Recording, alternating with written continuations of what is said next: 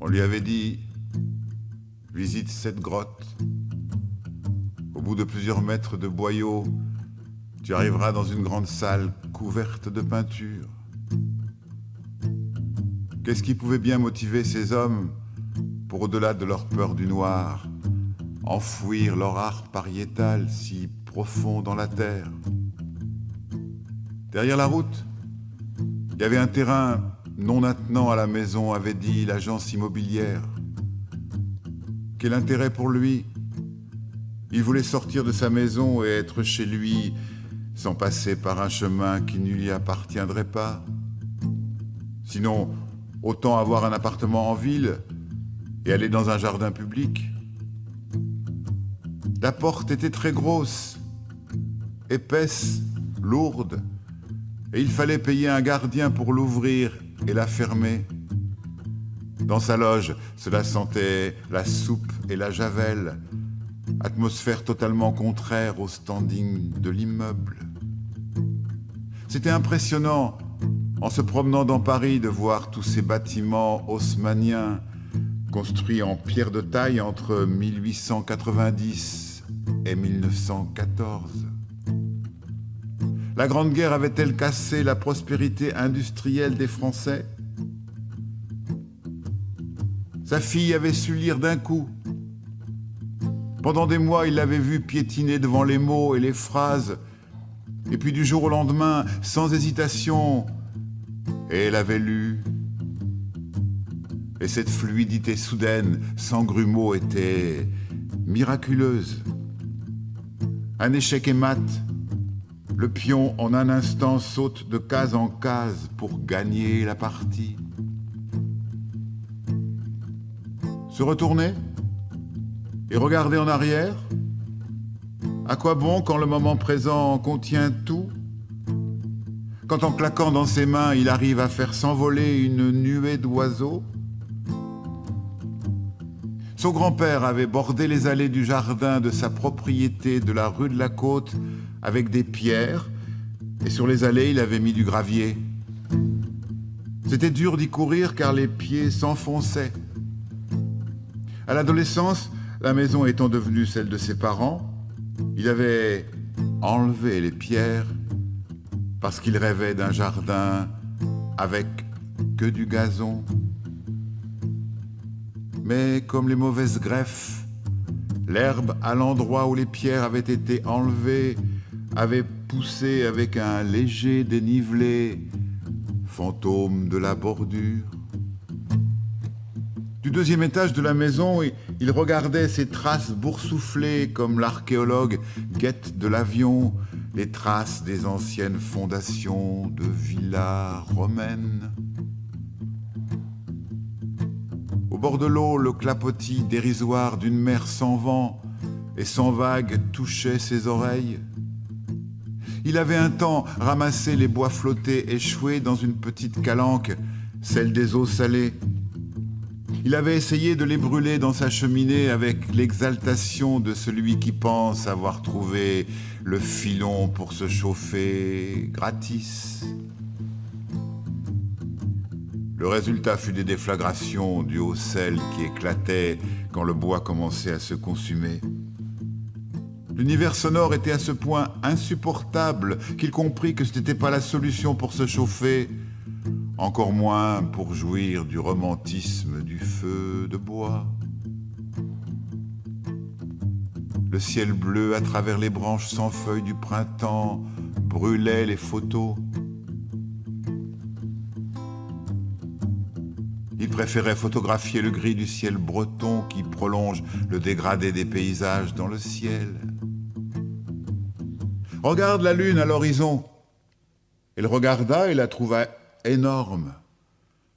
Il lui demanda alors de l'observer à travers le tube constitué des doigts refermés de sa main. Tu vois? Elle retrouve sa taille normale. Celle qu'elle a en plein ciel.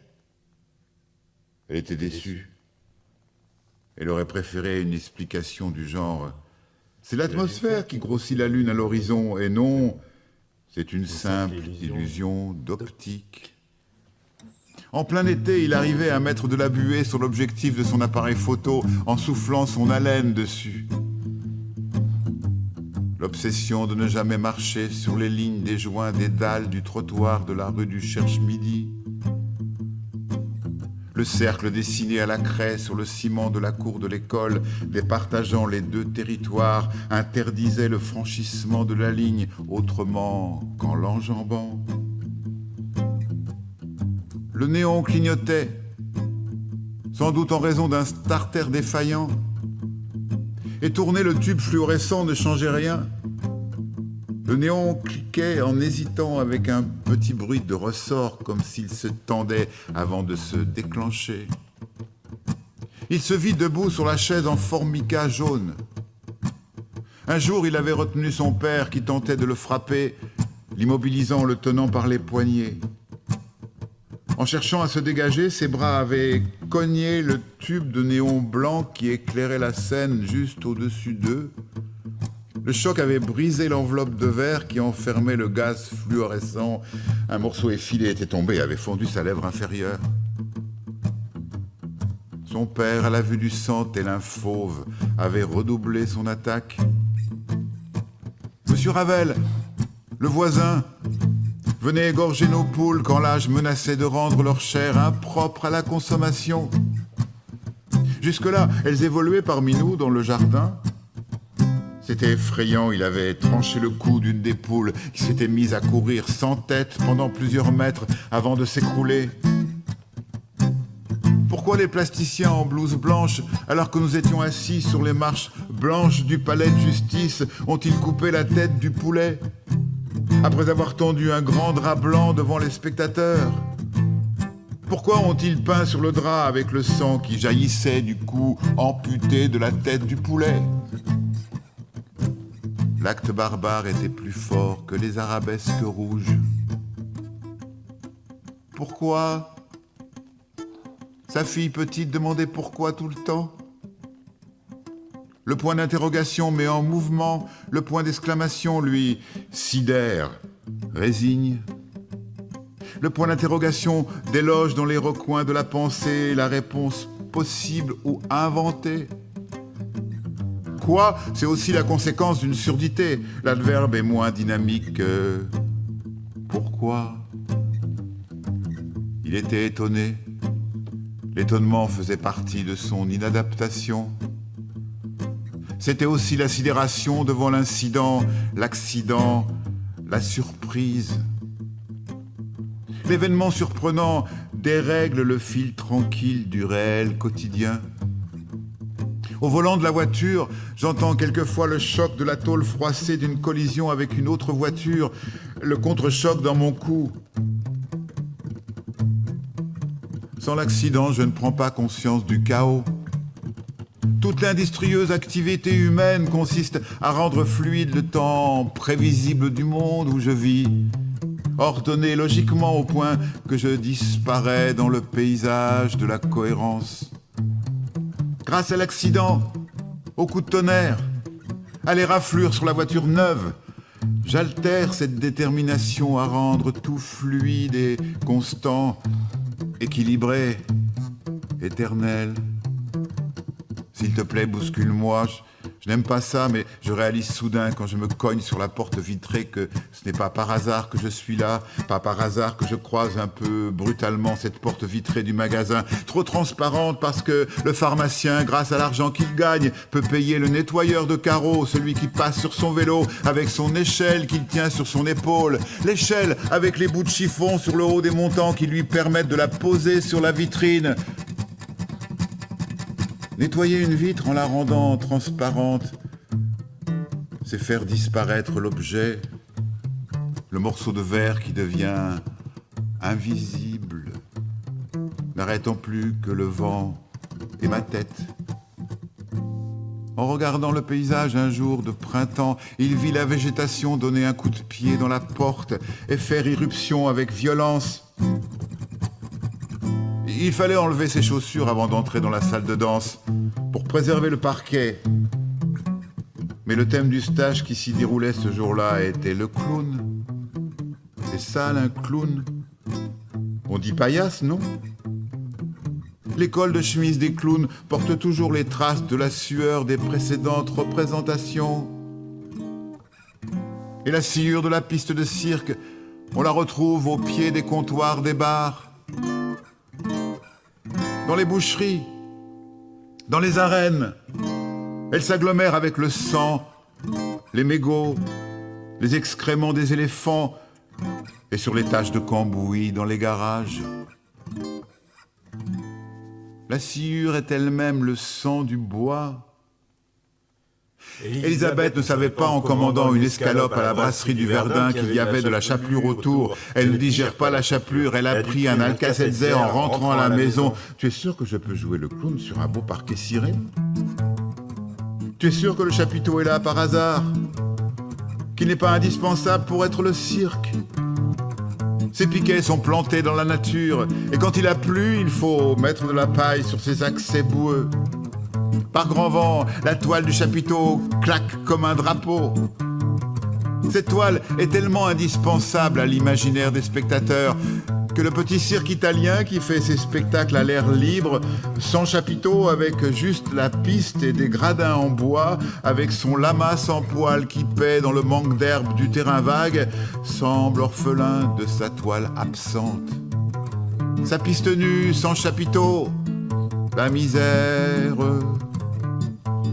C'est comme la voiture dans les années 20 que le chauffeur allait chercher à l'usine, assis sur une caisse fixée sur le châssis en guise de fauteuil, pour la conduire, le nez au vent, jusque chez le carrossier qu'allait fabriquer l'enveloppe. Et les carrossiers n'étaient pas des réparateurs comme aujourd'hui, mais les bâtisseurs de la carrosserie qui allaient convenir au goût du propriétaire de la voiture et abriter sa famille. Les sièges étaient semblables à ceux des salons de leur maison. C'était d'ailleurs leur maison sur 4 roues. Et les enfants sautaient sur le siège molletonné de l'automobile, comme ils le faisaient sur le sofa du salon de leur maison bourgeoise. J'ai la photo de mon grand-père, assis sur une caisse au volant de sa Delage. Il avait été la chercher à l'usine pour l'amener à son carrossier. Le métier de mon grand-père, c'était chromeur. Il chromait. J'ai gardé de son industrie une petite règle carrée en métal dont le chromage était tout moucheté de points de rouille. Sa société s'appelait le Chromage Lorrain. Les énormes personnages gonflés à l'hélium étaient ramenés au sol par les servants qui les tiraient en alternance pour donner un mouvement sinusoïdal à l'immense serpent de mer. Ils laissaient partir l'animal très haut jusqu'aux hautes branches des platanes du cours, puis le halaient au sol, accrochés à leurs cordes, comme les sonneurs de cloches. Les flancs du monstre étaient alors à la portée des mains des enfants, des tout-petits, que leurs parents tendaient à bout de bras pour qu'ils touchent le ventre mou, sans être désavantagés par leur taille. Au moment où le toucher relayait la vue, c'était l'euphorie ponctuée de cris stridents. Les yeux ne suffisent pas. Il faut que le corps touche. Le toucher est la preuve que ce que l'on voit existe. L'image du réel, après tout, est la même que l'image du rêve. Comment savoir si ce que je vois existe avant de l'avoir touché? Étreindre le tronc de l'arbre, se faire mal à son écorce. Le toucher et l'odorat sont les deux sens étalons du réel. Et le voyeur est finalement limité par ses yeux. Il ne peut pas toucher, à moins qu'il aille dans la foule du métro et touche, palpe. Pourtant, celui qui voit, assailli de détails, semble comblé de couleurs, de contrastes, de perspectives, d'art. Et toucher une toile de maître, ce qui est interdit dans les musées, ne rajoute rien au plaisir, sinon à vérifier l'existence de couches de peinture. L'ouïe et la vue sont les domaines réservés et exclusifs de l'art. Le toucher n'a pas ses artistes. C'est un sens abandonné par eux. Pourtant, j'aimerais une symphonie tactile. Je veux me vautrer dans le réel en le touchant. mettre les mains dans l'eau, sentir la tiédeur du radiateur en fonte, m'appuyer contre le mur, m'allonger dans l'herbe, pousser mon camarade de CM1 dans le rang le long des porte-manteaux du couloir de l'école, même tomber de vélo et sentir la violence du contact avec le macadam, sentir les lanières de mon sac à dos, sentir les osselets entre mes doigts quand je joue aux osselets, le poids du sable sur mon corps quand mes frères m'en recouvrent sur la plage, et sentir l'eau me résister quand j'essaye de courir dans la mer.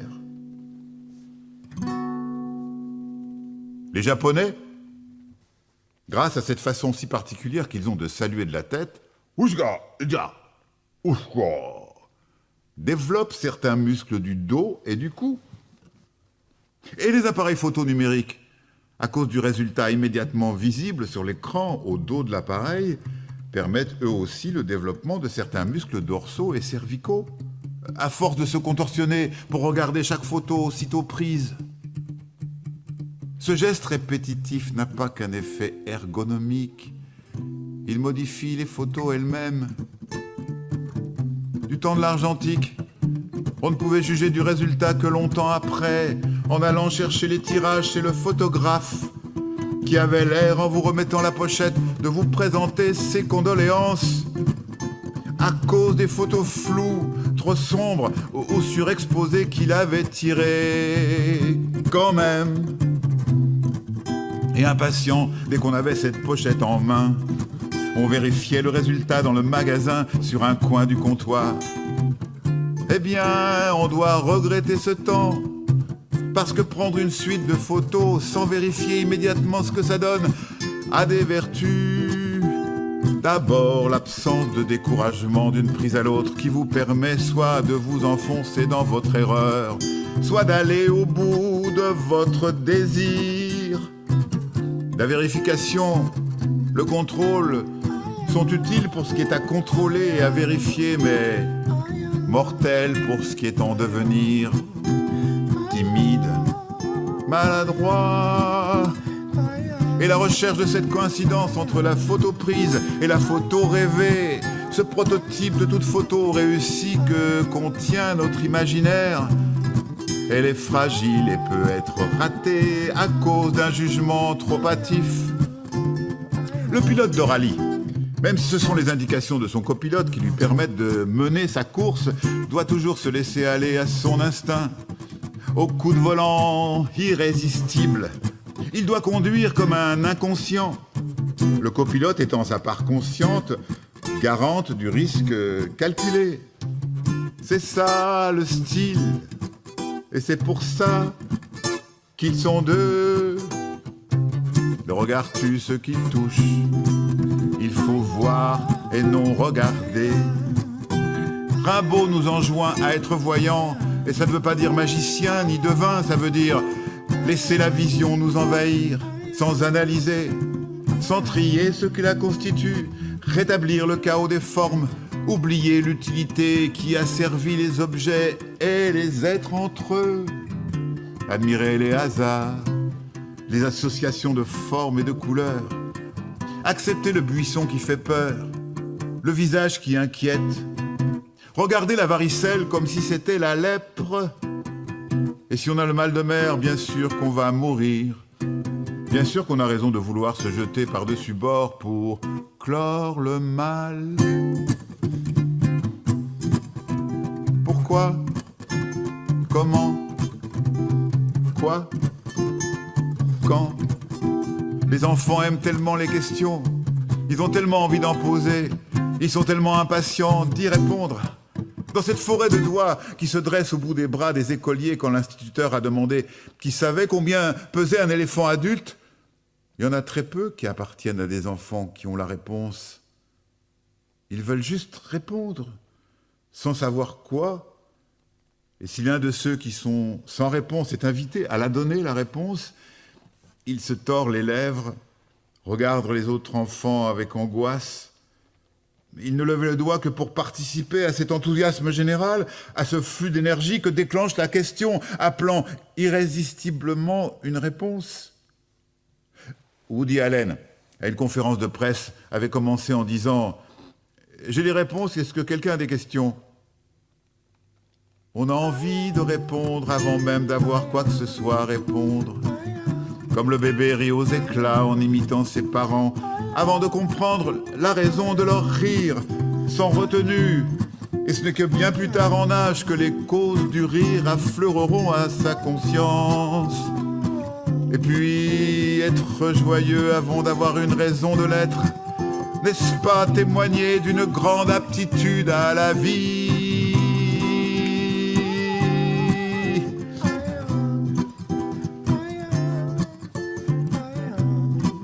La réalité est anecdotique en regard des énormes événements tectoniques inconscients qu'elle recouvre, donc qu'elle masque. Embrasser son ennemi peut alors devenir naturel, parce que les mouvements profonds qui gèrent les relations entre les humains sont abstraits. Ce sont des échanges d'énergie qui existent en deçà de la logique, du rationnel, du normal, du moral. Et l'amour entre deux êtres commence souvent par un agacement mutuel, une incompatibilité même, qui crée l'appel d'air qui va balayer la première impression négative. Les extrêmes se rejoignent, dit-on. En fait, il s'agit de champs d'attirance ou de répulsion électrique, de l'affinité du moins pour le plus et du plus pour le moins. L'inconnu devient le connu. La femme connaît plus l'homme que beaucoup d'hommes. C'est vrai que maintenant qu'il n'y a plus de service militaire, l'homme a vu moins de sexe d'homme dans sa vie que beaucoup de femmes. L'autre, l'être différent, est un pôle d'attraction irrésistible. La femme l'est pour l'homme, l'homme pour la femme. Et ceux qui franchissent le pas en se travestissant et se transforment, fusionnent en eux cette attirance, en la réalisant avec le risque que le courant produit par cette attirance des contraires s'arrête. Comme le champ magnétique entre un aimant et un morceau de fer a l'air de s'interrompre quand ils se collent l'un à l'autre. La curiosité, le désir, la jalousie sont les formes subjectives de cette force objective qu'est le champ magnétique entre un pôle nord et un pôle sud. La probabilité que le couple attablé devant leur soda au bar de la mairie prenne leur verre ensemble et ensemble le portent à la bouche était faible. Ce rendez-vous était statistiquement rare et ces gestes synchronisés, s'ils avaient eu lieu, seraient probablement passés inaperçus au couple lui-même. Et dans le cas contraire, ils auraient simplement souri. Au début, ils étaient bien ensemble, mais ils ne reposèrent pas leur verre ensemble. La femme avait eu envie de siroter son sirop. L'homme, après une gorgée, avait eu envie de reposer sa bière. Peut-être était-il impatient d'entendre le bruit de son verre percutant la table. Bon, s'ils avaient pris conscience, tous les deux, de la concomitance de leurs gestes, après un sourire, sans doute auraient-ils continué à être ensemble et volontairement auraient percuté leur verre sur la table, ensemble. Mais ils l'ignoraient. Comme les voitures ne savent pas sur l'autoroute que leurs clignotants vont à un moment s'allumer et s'éteindre en même temps, puis se séparer de nouveau, conforme à leur programme propre, inscrits dans les circuits imprimés de leur mémoire. Les coïncidences sont rares. C'est comme quand en avion on passe le mur du son, on ne sursaute pas systématiquement. On a peur quand l'esprit est dans un moment de flottement inquiet, que le bang-bang surprend brutalement. À d'autres moments, le même bang-bang de l'avion n'aura aucun effet parce qu'aucun dispositif mental ne sera prêt à l'instrumentaliser. Du coup, la personne ne sursautera pas. Quand elle est entrée, alors qu'il était bien prévu qu'elle vienne, il eut un petit cri de peur. Tu savais pourtant que je venais. Oui, il le savait, mais au moment de son entrée, son esprit était en déshérence, prêt à saisir tout ce qui pourrait donner une perspective angoissante à cette déshérence. Et il aurait suffi d'une seconde de retard ou d'avance pour que cette coïncidence n'ait pas lieu. Tu m'as fait peur. Mais tu savais que j'allais venir et que j'allais franchir cette porte à un moment ou à un autre. Justement, c'était le moment, le problème. C'était pas le moment. J'étais en train de glisser sur la pente de l'abandon. J'avais relâché ma vigilance, interrompant un court instant le qui-vive. Ce tonus permanent qui maintient tous les muscles de mon corps en état de se disposer à fuir, à esquiver, à combattre. J'étais un court instant dans l'état d'innocence d'avant le premier crime, la première agression, la première mauvaise nouvelle, le premier non dit à l'enfant. Attention, c'est le mot qu'on prononce pour prévenir quelqu'un d'un danger. Mais dans attention, il y a attente. Parce qu'en fait, on se prépare en permanence au pire. Et cette pollution a de rares moments où elle s'interrompt. Et si le danger si attendu surgit justement à ce moment-là, il va me faire bondir, je ne m'y attendais pas, je ne faisais pas attention et tu es entré. À quel moment mon sourire va-t-il être vu ? Il est en train de naître dans ma tête et le message l'ordonnant commence seulement à parvenir aux neurones qui commandent les muscles de ma bouche et de mes joues. Et alors que je crois sourire, l'autre me dit « Tu fais la gueule ?» Il ne voit donc pas que je souris. Mon expression est encore sous l'eau de la conscience et pour atteindre la surface, il va falloir un geste plus explicite. J'étais en train de te sourire. Ben, ça ne se voit pas. Pas vu, pas pris. Ce qui n'est pas perçu n'existe pas. Le sourire est le programme musculaire le plus humain qui soit, mais aussi le plus ineffable. C'est au moment où il va naître, comme se lève le soleil, que se situe sa grâce et son mystère. La première fois qu'il apparaît chez le bébé est inoubliable pour les parents. Étrange chez la Joconde. Comment Léonard de Vinci a-t-il pu à ce point peindre ce qui, quelques dixièmes de millimètre ou de millisecondes avant, n'existait pas encore? Peindre définitivement l'ineffable. Et c'est ce mystère que des millions de gens viennent constater au Louvre, en silence. La foule voit la peine dessinée, l'ébauche d'un sourire, ce moment où l'ange apparaît. Et souvent, il avait l'impression que le paysage lui ressemblait. La mélancolie d'un ciel gris était plus en continuité avec lui qu'un ciel éclatant. Il avait tellement intériorisé cette continuité climatique du mauvais temps avec le paysage humain qu'en avion, il se sentait floué, trahi de trouver si vite le soleil après avoir quitté la piste triste sous le plafond nuageux de l'aéroport. Ce soleil qui ne brille pour personne au-dessus des nuages est une incohérence, une claque à notre anthropocentrisme. Enfant, on est sûr que là où on est, c'est comme ça partout ailleurs. Et puis on voyage, et voyager révèle la relativité de tout. Changer de quartier, de vêtements, d'amour, de croisement de jambes.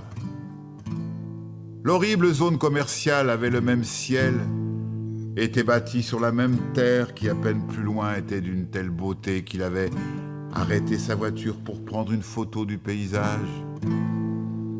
Une zone commerciale est à la fois et en même temps le repoussoir et l'attirance. Comme ces prostituées trop maquillées avec le sac en imitation croco qui, elle aussi, déclenche l'attrait et le rejet. Mais les couleurs criardes des néons, des enseignes, des magasins et les lèvres trop rouges de la putain sont là pour s'affranchir du bon goût qui dissuaderait de se vautrer dans la consommation des objets manufacturés ou de recourir à la prostitution. Dans les deux cas, il faut s'affranchir de quelque chose. Et le mauvais goût du marchand n'est que du savoir-faire. Tout commerce est obscène parce qu'il réduit tout à l'argent, des désirs les plus quotidiens aux plus intimes. Si les zones commerciales ressemblent à des villes du Far West, c'est qu'elles sont comme elles destinées à confisquer l'or qui ne doit jamais rester trop longtemps dans les poches de l'émigrant. Payer tout avec de l'argent, c'est donner un prix à des choses qui ne devraient jamais s'estimer qu'en fonction de leur usage. C'est vulgaire. Et on comprend pourquoi les commerçants continuent à les construire, ces zones commerciales, à la laideur voulue. Après tout, pour compenser toute cette vulgarité, il y a les rues piétonnes des centres-villes qui s'acoquinent avec le patrimoine pour faire croire que ce qui est vendu est dans l'ordre du don, de l'offrande, du partage, du bon goût et de l'élégance. En fait, on est nombreux à aimer pratiquer ces deux facettes du rapport à l'argent. On veut faire claquer entre ses doigts les billets neufs, mais aussi se les salir avec des billets usagés, aux bords racornis et au papier ramolli par le passage de main en main. On aime les restaurants chics aux serviettes de tissu empesées, avec l'aliment rare dans l'assiette. Mais on aime aussi les routiers avec leurs nappes tachées de vin, et la bouteille de rouge qui est comprise dans le menu, et l'assiette qui déborde de flageolets. On aime les Mercedes de luxe des taxis de province que les chauffeurs astiquent pendant le temps de l'attente devant la gare. Et on aime les Fiat Taxi marocains aux sièges défoncés et collants. Je préfère aller à Venise en train, parce que le train me dépose au cœur de la ville, juste au bord du Grand Canal, dans une vraie gare, une gare avec butoir, celle des grandes cités où clairement c'est le terminus, le point de destination ultime. Les gares sans butoir, avec une sortie de l'autre côté, sont des gares de seconde zone. Même quand on s'y arrête, on ne fait qu'y passer, on n'y aboutit jamais. Ce sentiment du terminus pour le voyageur est celui de l'accomplissement, du bout, du but atteint. Et la lenteur dramatique avec laquelle le train se met à quai n'est pas le même ralentissement que celui d'un train qui fait un simple arrêt dans une gare et renforce cette impression solennelle de voyage accompli.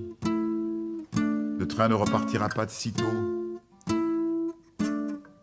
Du temps des machines à vapeur, le passage obligé devant la locomotive au bout du quai, à quelques mètres du butoir, était un moment d'appréhension et d'admiration devant la machine essoufflée par son voyage, suintante de sueur et de graisse, dont la chaleur était perceptible en passant à côté d'elle.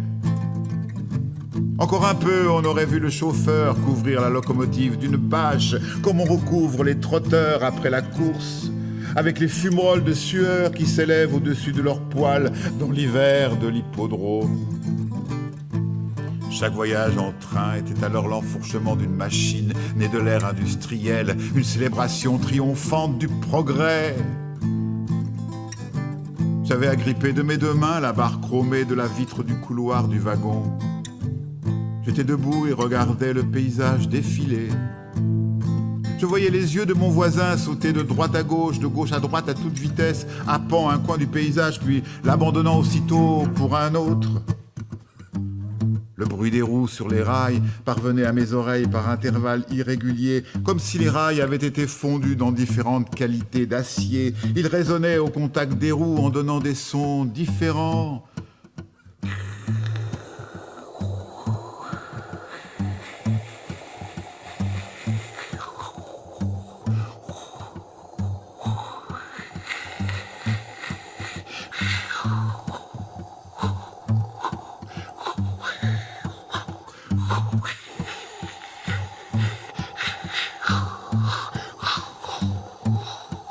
Le bruit de craquement du passage du train sur les aiguillages s'associait à la course du train électrique de l'enfance qui franchissait les croisements en déraillant une fois sur deux. Cette impression de brouter les rails du vrai train était rassurante, mais n'arrivait pas à faire oublier les déraillements du train miniature Hornby avec son odeur insistante d'électricité. Il y avait l'ambiance sonore du compartiment ouvert. Les celle du compartiment fermé quand la porte coulissante donnant accès au couloir était poussée. Le couloir d'un wagon, c'est un dehors-dedans, comme les vérandas des maisons qui elles aussi sont des dehors-dedans. Les vitres en verre moulé et alvéolées des vérandas sont translucides, mais pas transparentes. La lumière passe, mais on ne voit rien de distinct de ce qu'il y a derrière. Sinon la masse sombre des arbres, le ciel plus clair. Les cathédrales, les gares, elles sont à l'inverse des dedans-dehors à cause de l'immensité de leur volume intérieur. J'avais tellement envie d'être seul dans le compartiment qu'avant le départ, je mettais des journaux sur le siège devant moi, mon manteau sur le siège à gauche, mon sac sur le siège à droite, et j'attendais, sans bouger, le départ du train, en espérant que toute cette mise en scène dissuaderait les gens d'entrer dans le compartiment en pensant que toutes les places s'étaient prises. Je savais que mon dispositif s'arrêtait à cette installation, et que je ne pourrais pas aller jusqu'à mentir si on me posait la question « C'est pris à quelqu'un ?» Je répondrais « Non, c'est libre », en retirant mes vêtements que je rassemblerais autour de moi, de telle manière que je me retrouverais plus à l'étroit que si j'avais pris ma place normalement en mettant toutes mes affaires dans le porte-bagages au-dessus de moi. Quel pouvoir en tapant juste dans ses mains de voir les centaines de pigeons s'envoler au-dessus des arbres du jardin du Luxembourg, d'écrire une courbe au loin dans le ciel au-dessus des toits et revenir ensuite se poser au même endroit et recommencer à picorer les miettes de pain tranquillement comme si leur fuite n'avait jamais eu lieu. Leur réaction n'est qu'un réflexe, un protocole de sécurité que les pigeons exécutent automatiquement et surtout systématiquement.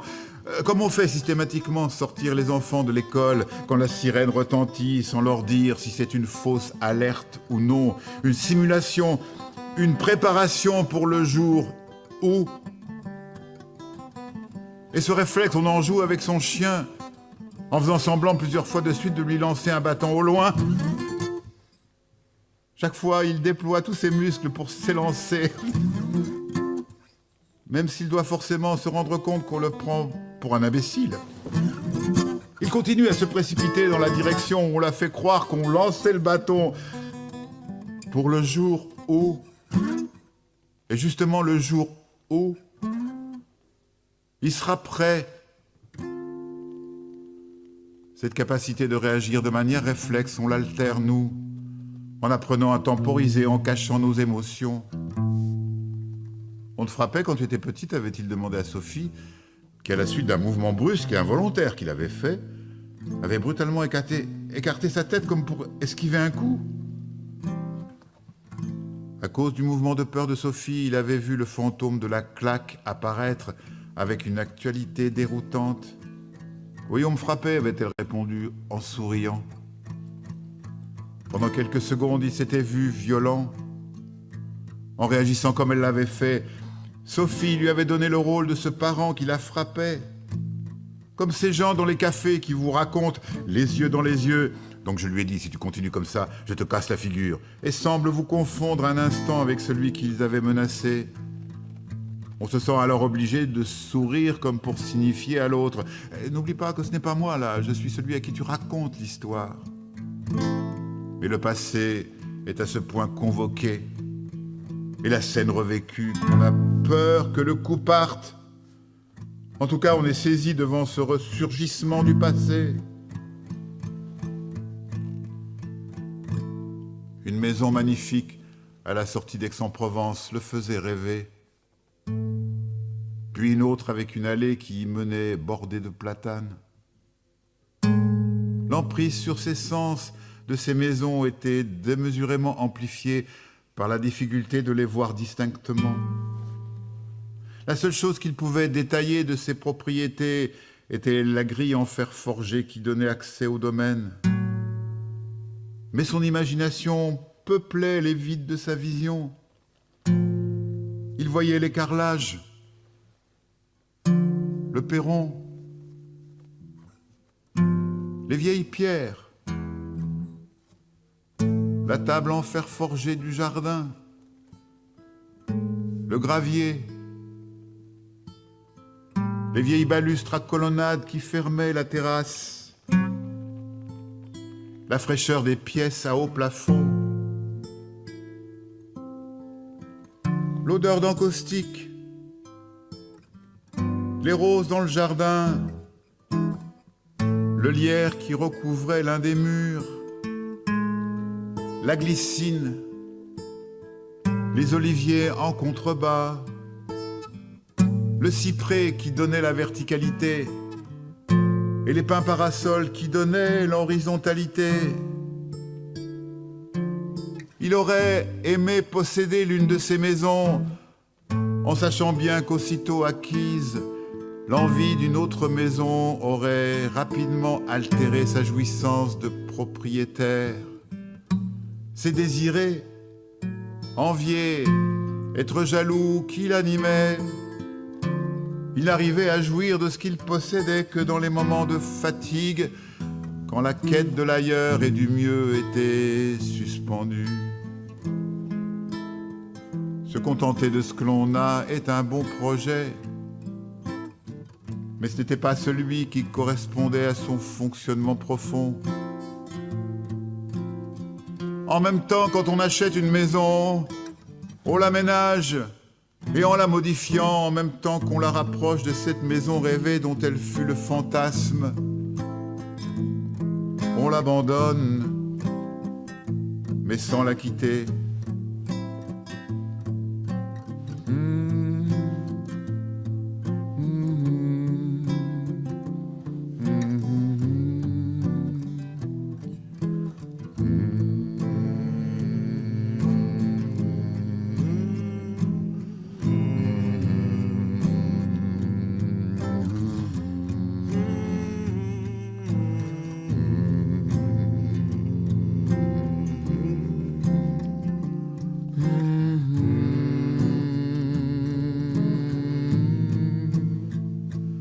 Enduire et construire avec le même matériau, c'est idéal et c'est permis par le plâtre.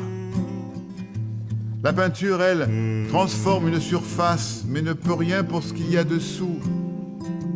Le plâtre, lui, peut en même temps enduire et bâtir. Être une mince pellicule et avec la même impression de continuité, être un mur. Le scellement d'une porte de placard ou d'une poutre qui alors semble sortir du flanc d'un animal blanc. Il est comme la flaque d'eau profonde d'1 centimètre qui peut, un peu plus loin, cacher des abysses.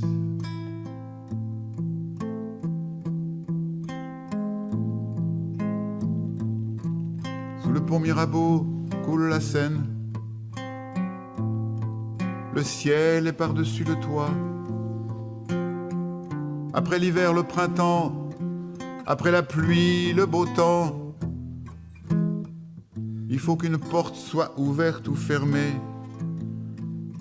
Ces phrases courtes des poèmes ont des proverbes qui décrivent l'évidence.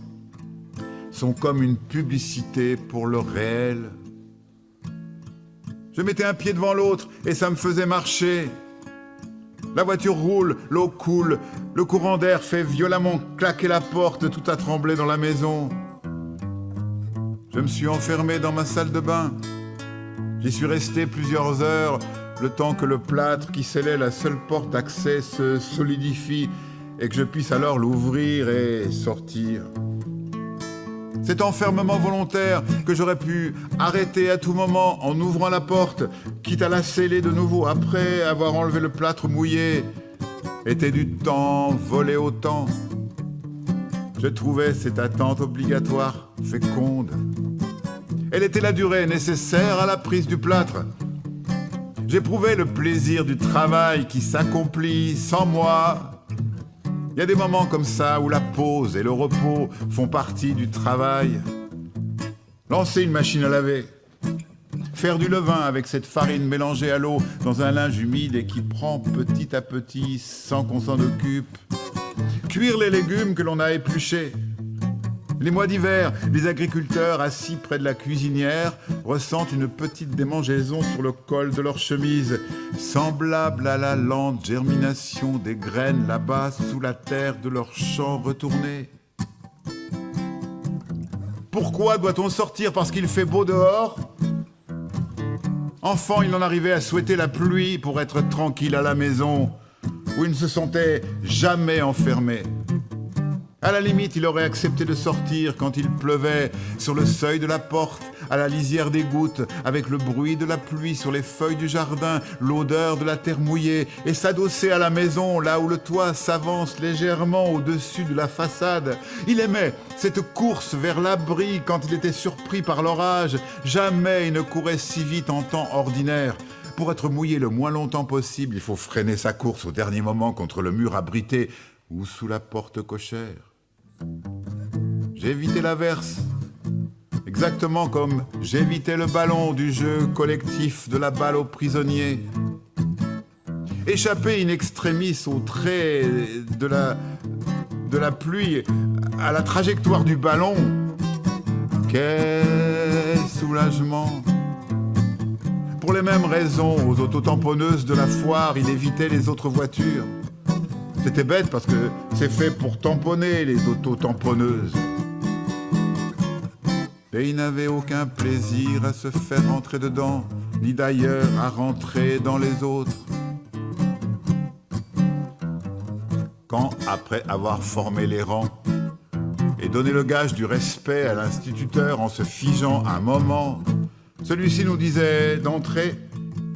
Il y avait un long étirement de la file des élèves à cause du goulot d'étranglement de la porte qui les obligeait à ralentir leur trajet. Il y avait l'odeur de la classe. C'était comme de pénétrer dans l'eau. Le sentiment d'un autre espace, d'une autre gravitation, d'une autre hygrométrie. L'odeur de craie se mélangeait avec celle du vernis des tables, avec celle de la peinture séchée, de l'activité dessin. Le papier était gondolé par un excès d'eau dans le mélange des couleurs. Sortez vos ardoises. Le bord en bois est tiède et l'ardoise est froide. Comment croire que le bois est à la même température que l'ardoise ? Comment croire que le métal découvert est à la même température que le tissu de la nappe ? Comment imaginer que le fer, parce qu'il est plus conducteur de la chaleur que le bois, donne cette sensation de froid parce qu'il aspire la chaleur de ma main ? Ainsi font les petites marionnettes, ainsi font. Trois petits tours et puis s'en vont. La convention naïve des comptines reste dans la mémoire comme l'archaïque apprentissage de la motricité avec cette laborieuse coordination de nos mouvements d'enfants. Ça a été si dur d'apprendre à faire les lacets de mes chaussures tout seul. Il avait cru qu'il n'y arriverait jamais à lire l'heure. Et le « je n'y arriverai jamais » devenait l'injonction de la loi d'impuissance. Je n'y arriverai jamais. J'arriverai jamais en haut de la colline. J'arriverai jamais à avoir mon bac. Et j'arriverai jamais à embrasser une fille. Le montagnard avait bien dit, ne regardez jamais le sommet, regardez le maître qui est devant vous. En fait, il avait compris qu'il ne fallait jamais anticiper. Sauf peut-être quand on conduit une voiture. Il avait compris que la définition de l'impuissance, c'était de vouloir tout de suite ce qui en fait prend du temps, le temps nécessaire. Les petites saillies boulonnées dans la paroi du mur d'escalade permettaient de mettre la main et le pied avec des écarts raisonnables entre ses points d'appui, toujours en rapport avec ce que je pouvais atteindre avec mon bras. De temps en temps, de petites difficultés m'obligeaient à un étirement qui, s'il me faisait un peu mal aux ligaments, avait la vertu de me dissuader de penser que le parcours était régulier et confortable, comme peut l'être un escalier, justement, dont chaque marche de même hauteur permet l'automatisme de la montée. Mais quand une marche est plus haute, par accident ou malfaçon, la mémoire qui, elle, a enregistré l'écart entre chaque marche et a programmé précisément la hauteur, toujours la même, à laquelle on doit monter le pied, à cause de la différence, nous fait trébucher, au risque de nous faire tomber. Faites attention à l'escalier roulant. Cet animal mécanique qui attend en fonctionnant dans le vide de la station de métro déserte.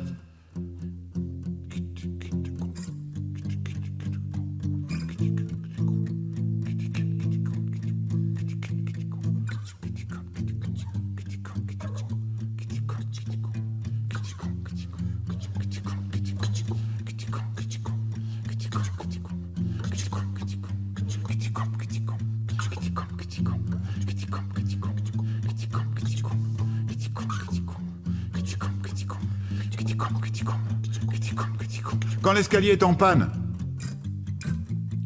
le cerveau qui a reconnu la nature de l'escalier fournit le programme adéquat à mes jambes et je manque de tomber parce que d'habitude il compense la différence entre l'absence de mouvement et la vitesse du mouvement et je tombe en avant parce que l'escalier est à l'arrêt.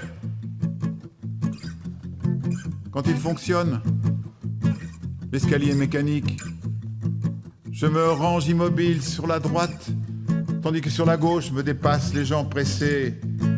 J'ai l'air d'un vieux, ils me culpabilisent.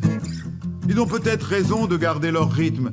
C'est dur après l'escalier mécanique de remonter sans aucune assistance les marches inévitables de la bouche de métro qui mène à l'extérieur. Ne va pas trop vite, tu vois pas que ça monte? C'est ce que me disait ma grand-mère quand je l'accompagnais dans la rue du Cherche-Midi. Bien sûr que je ne voyais pas que ça montait. Impatient comme un jeune chien fou, je faisais plusieurs allers-retours devant elle plutôt que de ralentir et marcher à son pas. En 2 chevaux, ma première voiture. On se rendait bien compte des pentes, alors que les voitures modernes absorbent les montées sans même signaler au conducteur le moindre essoufflement du moteur. Je ne comprends pas, disait l'automobiliste au garagiste en lui amenant sa voiture fumante. Je l'ai ménagée, j'étais en première tout le temps. J'avais retenu cette histoire drôle, très misogyne, parce qu'elle m'avait été racontée comme étant le fait d'une conductrice. Les histoires drôles, je ne les retiens pas, je ne les comprends pas toujours. J'en entends qui sont censés faire rire et qui ne me font pas rire. Alors, je les raconte telles que je les ai entendues à quelqu'un d'autre pour voir si elles le font rire à son tour. Si c'est le cas, je me dis que quelque chose m'a échappé. Puisque j'ai bien prononcé tous les mots qu'il fallait, sinon l'autre ne rirait pas. Alors je demande à quelqu'un avec qui je n'ai pas peur d'être ridicule de m'expliquer ce qui le fait rire dans cette histoire. C'est une crevette qui dit à sa mère « Je suis enceinte » et la mère qui répond « Ça c'est le bouquet ».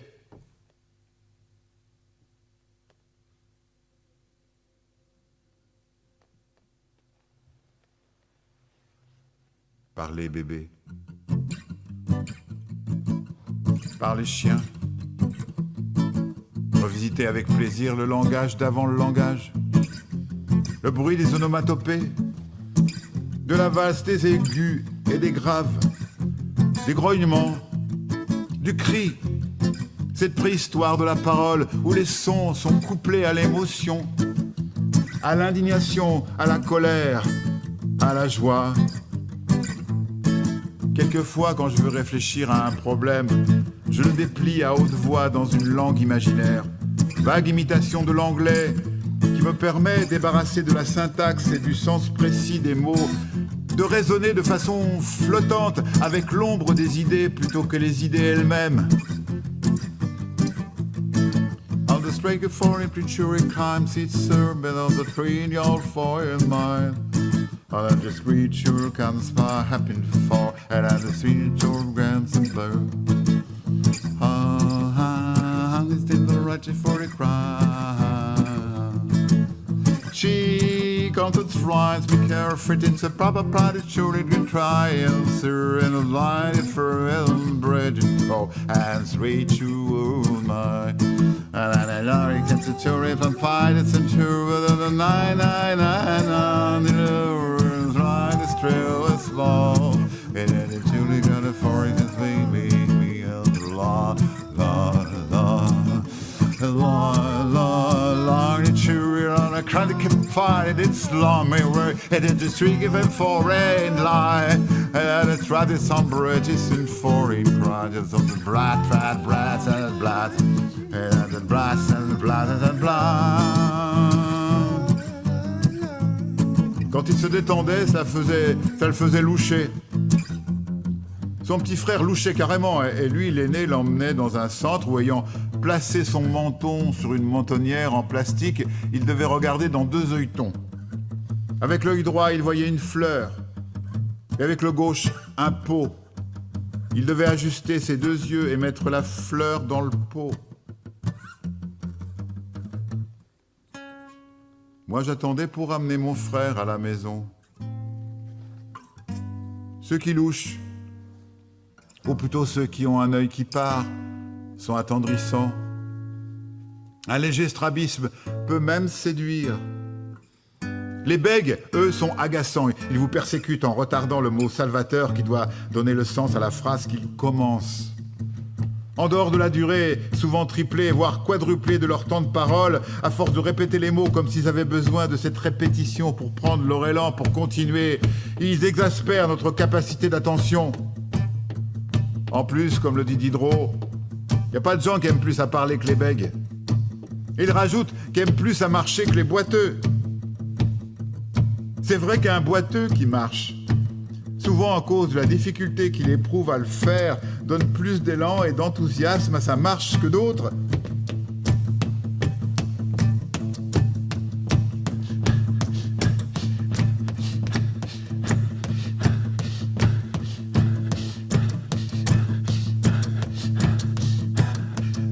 Les enfants couraient derrière l'autobus, comme les mouettes volent dans le sillage du chalut. Ils n'espéraient plus recueillir une aumône puisque le bus repartait définitivement avec à l'intérieur des touristes qui, sans doute, ne repasseraient plus jamais par ce village. Ils couraient jusqu'à la limite de leur territoire, jusqu'à cette ligne irréelle où ils s'arrêteraient pour jouer un moment sur le bord de la route avant de revenir lentement sur leurs pas. Les chiens font ça, ils font semblant de poursuivre le cycliste hostile ou bien sa bicyclette, on ne saura jamais quel est l'objet de leur courroux. Même si le cycliste croit que ce sont ses mollets qui sont exposés. Après tout, c'est peut-être à la bicyclette que les chiens en veulent. Les fils de toutes les couleurs, tendus entre le moyeu et le garde-boue des vélos de dames, empêchaient les robes de se prendre dans les rayons. Mon père et ma mère, amoureux l'un de l'autre, faisaient des centaines de kilomètres en vélo dans le Paris sans voiture de l'occupation. Comment se taire et comment ne pas parler ensemble quand l'un et l'autre ont envie de parler et non d'écouter? À la table, à côté de la mienne, j'admire cette répartition des rôles entre ces 2 femmes. L'une parle et l'autre écoute. Et celle qui écoute a vraiment l'air intéressée par ce que l'autre dit. Mais la répartition des rôles entre elles semble définitive. Celle qui écoute a peut-être le secret espoir qu'à la fin, elle pourra donner un conseil à l'autre du genre « Laisse-le tomber, quitte-le ». Et cette perspective lui promet à elle aussi un petit pouvoir qui lui permettra peut-être de sortir victorieuse de ce flot de paroles et d'avoir ainsi le dernier mot. Je veux un jardin de plein pied pour aller à l'extérieur comme je suis à l'intérieur de la maison. Dans le jardin, je sors en chaussons. C'est ça, un jardin en continuité avec la maison. Partir sans bagage, avec même pas un sac en bandoulière. Habillé comme on va au village prochain. Aller loin comme si on allait près. Je n'emporte rien, je m'achèterai une chemise à l'aéroport. Je déteste la mère attentionnée qui prépare des sandwichs pour le voyage de sa famille et les déballe ensuite dans le train en dépliant le papier alu. Il est parti acheter un paquet de cigarettes et il n'est jamais revenu. Il serait plus exact de dire qu'on ne l'a jamais revu parce que lui, il a continué à revenir, mais à d'autres endroits que celui qu'il a quitté. D'autres endroits où il a fini là aussi par être attendu. Le vent s'est levé sur la mer. Venus de la terre, les rafales créaient des mini-vagues qui partaient de la côte à l'envers du sens habituel des vraies vagues. Le Mistral soulevait les papiers et les feuilles sur la route, dans un rythme qui s'accordait avec la musique des Bee Gees sur l'autoradio.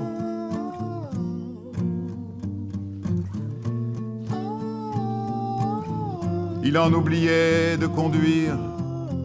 Il était au cinéma. L'écran, c'était le pare-brise de sa voiture. Le mouvement et l'amplitude des amortisseurs ressemblaient à ces simulateurs de vol bougeant sur place grâce aux vérins boulonnés dans le sol. Associer une image en mouvement projetée sur un écran, ces simulateurs donnent cette impression incroyable de déplacement. C'est le corps qui donne son crédit au réel. Le développement de l'image en relief, foutaise.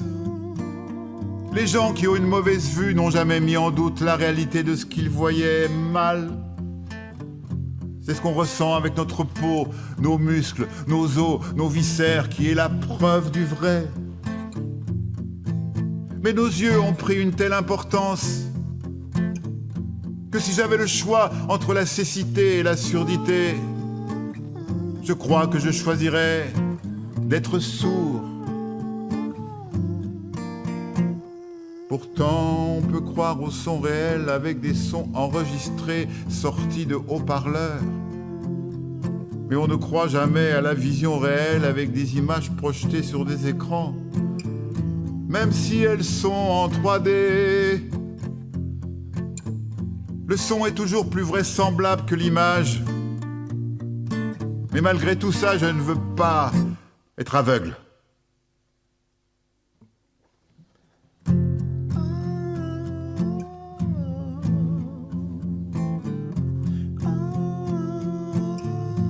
Mon prof de philo du lycée Henri Poincaré marchait de long en large dans la classe tout en philosophant. Un jour, il jeta cette phrase en se retournant et en levant soudain ses yeux sur nous. Le peintre ne peindra bien la pomme que s'il n'a pas faim. Cette phrase m'avait plu d'emblée. Aujourd'hui, elle ne me plaît plus, même si elle me rappelle ma jeunesse. Le peintre ne peindra bien la pomme que s'il a envie de la croquer.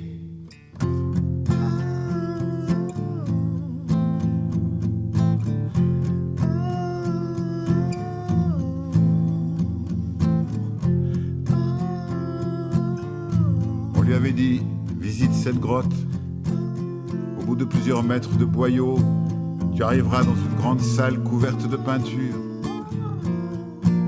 Qu'est-ce qui pouvait bien motiver ces hommes pour, au-delà de leur peur du noir, enfouir leur art pariétal si profond dans la terre?